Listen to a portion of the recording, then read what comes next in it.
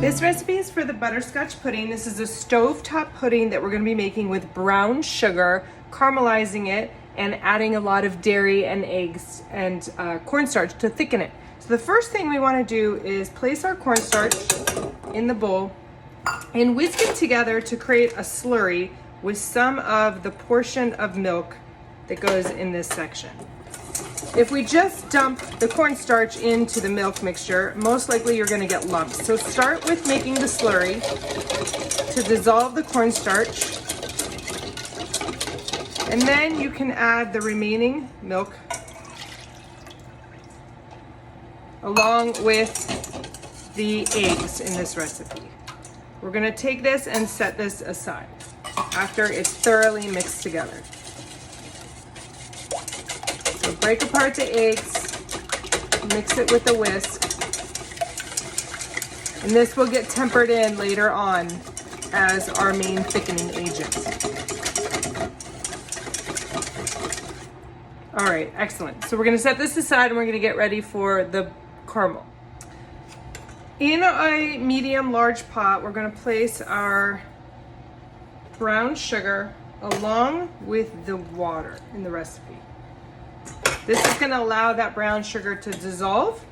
And because we have water in here, we're going to have to make sure that we have no undissolved sugar particles. So try and keep the sugar at a gentle stir so that it does not go up on the sides and we don't have to clean it as much. But I do have prepared a pastry brush with some clean water so that I can wash the sides when needed, so that I do not have any potential crystallized sugar showing up later on. That will really negatively affect the texture.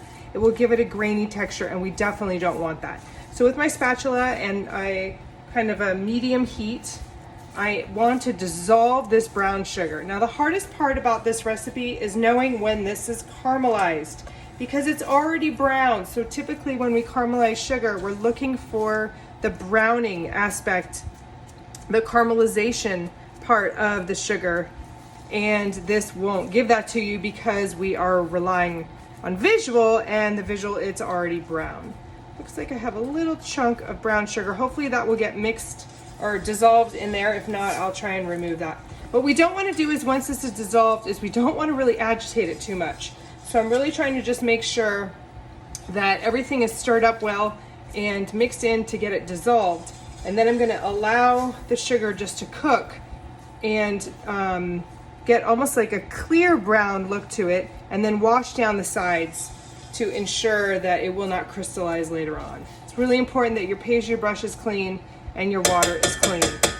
So we'll allow this to melt on its own, and then I'll show you what it looks like when it's completely melted and we're ready to brush the sides. So after a couple minutes of gentle stirring to make sure all my sugar is dissolved, you'll see it'll start to bubble around the edge. This spatula now I want to remove and not replace it back into here because of any unmelted sugar that might still remain on the spatula itself.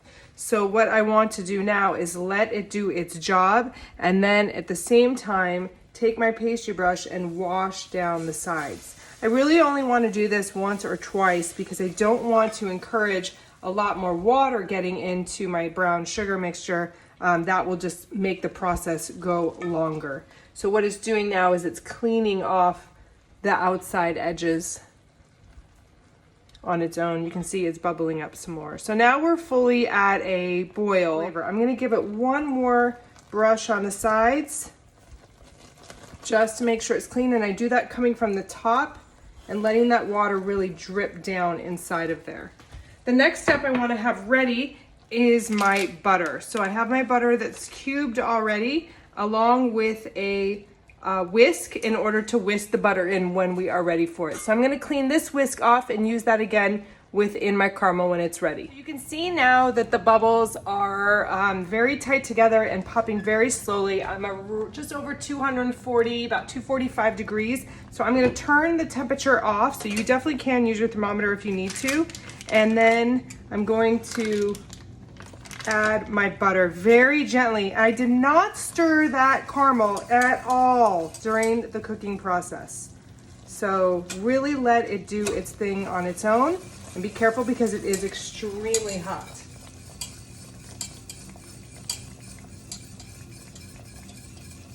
We're starting with the butter. I want to fully melt this. I'm going to remove my thermometer so I have a little more space to work with. And once my butter is completely melted inside of there and it looks homogeneous, I'm going to slowly add in my cream and then my milk and my salt. That is the second stage of this process. So whisk vigorously. And with the heat off, at this point, it will get turned back on, but right now with the heat off is where you're going to then add in your cream and your milk. You can see it has a beautiful caramel, thick caramel texture. If you do not let it go long enough, your caramel will be watery without a lot of flavor. It will just taste very sugary and not caramel flavor, so be careful of that. Okay, my butter is dissolved. I'm going to slowly add my cream in. Make sure you get all of that. Stir that up. You can turn this back on low heat.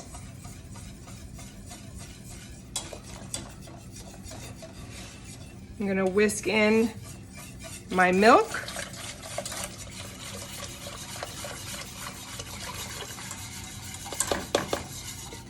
And my salt. That will really help bring the flavor out. Everybody loves salted caramel. So once this comes back up to temperature, then I'm going to temper it with that bowl of egg and cornstarch and milk that we did earlier. So that we will temper in will be our next step. But we definitely want this to come back up to temperature so it's less time that we have to spend on the stove trying to thicken it later. So my butterscotch mixture is ready to be tempered into my egg cornstarch mixture. You can see just a few bubbles forming. Where did you go, bubbles?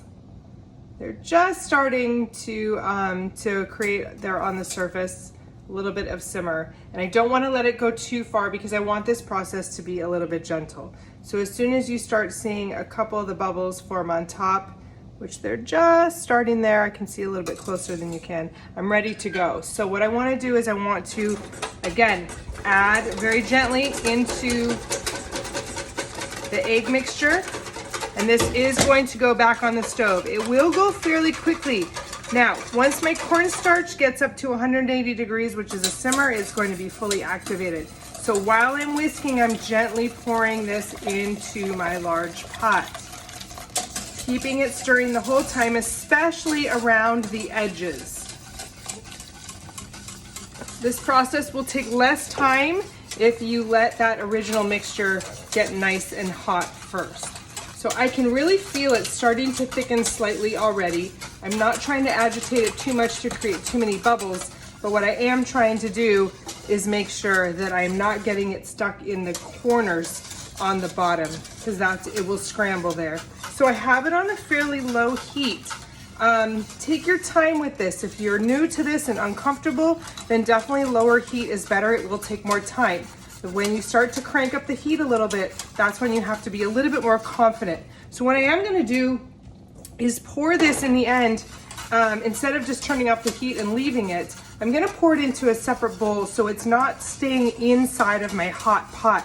There will be continual cooking in the pot because of the residual heat from the stove. So I do wanna at least stop part of the cooking process. You can pour it over into an ice bath if you want, but it's really not necessary since we'll be putting this into individual containers fairly quickly after we are done. The last ingredient to be added to this is our vanilla extract, and I will add that off the heat because it is an alcohol-based flavoring. It will dissipate if I add it now. It's too hot. So we do want to place this into a separate bowl, and then we can stir in the vanilla separately. You can also use the vanilla bean here or vanilla paste, and you would want to do that in the very beginning to get the most out of that flavor. So it is starting to get a little bit thicker, but this is too runny and it won't thicken on its own. So this should leave streaks like an actual pudding, very much like the pastry cream. So we're gonna keep stirring so you can see the entire process.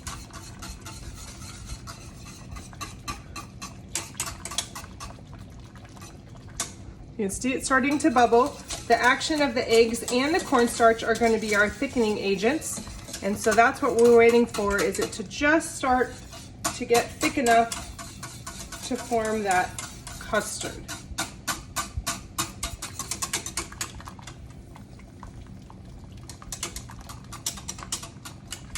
I can really feel it giving me a little bit more of a difficult time trying to get through there. There's a lot of resistance, and I'm not sure if you can see that or not. I'm gonna go a little slower. It's starting to leave a little bit of a line on top. I want a little bit more, and really, again, focusing on getting the bottom corners of the pan so that it has a beautiful texture.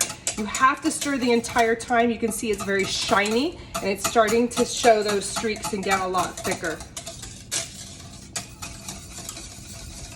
If I walk away from this and do not stir, it will literally scramble, and that is not the texture anybody enjoys eating. So you can see it really holding its shape like this. That is pretty much finished. We want it to actually bubble just a hair. I can see it wanting to, you can see that right there. So we want to cook it again like the pastry cream for about a minute, stirring vigorously so nothing has a chance to sit on the bottom.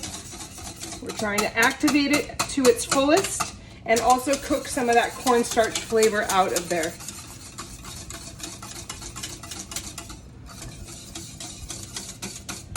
So close. So at this point, what I'm going to do is remove this from the heat, turn it off, grab my oven mitt, and then pour it into my bowl. What you will see is you do not want to scrape the bottom because it is starting to cook right there a little too much for me. So I'm going to leave this in the pan, sacrifice that in order to get a great textured custard. So at this point, I'm going to let it cool, just stir it a little bit for a couple minutes, and then add the vanilla extract. So I've let this sit for a couple minutes, and I'm going to pour in my vanilla extract into here. Whisk that in.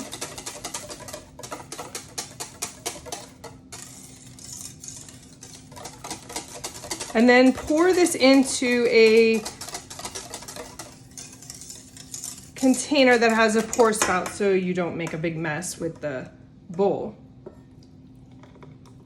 And then pour this into a prepared dish or cup or whatever you'd like to serve it in. So mason jars make a great cup serving kind of container. I have right here just some of these little glass jars that later on, once it cools, I can put a top on it. So you could even give that to go or store it really easily. So what I'm going to do is now I've also prepped the bottom of this with some of that leftover chocolate cake that we had from the chocolate mousse torte that I've just cut up in little pieces and layered that on the bottom. Brownies make awesome little layer on the bottom here. You can do cookies. This would be amazing with ginger snap cookies on the bottom as well. So you can be very creative with your layers. So I'm gonna leave a little bit on the top because I actually am going to pour some salted caramel to finish it off on the top later, and some garnishes. So I just want to leave a little bit so that I can put a garnish and then place the lid on it as well. So I'll go ahead and fill these, and then these just get stored in the refrigerator with the lid off to start, and then you can put the lid on once they get cool so you don't get a pudding skin. To finish off my butterscotch custards, which I've let chill overnight in the fridge, I have my caramel here. I made a fresh salted caramel, but you could easily use something that's already prepared. Soften it up a little bit by warming it over a bain-marie or in the microwave. And then I'm just gonna spoon this into the top of the jar so it just fully coats the custard. Then I'm gonna let this set, and the best thing to do is just garnish this with a little bit of fresh whipped cream. And if you had any more cake or brownie bits, you could put that on top as well. It's fantastic, and enjoy. You can even sprinkle a little bit of fresh sea salt on the top for a little more salty flavor and texture.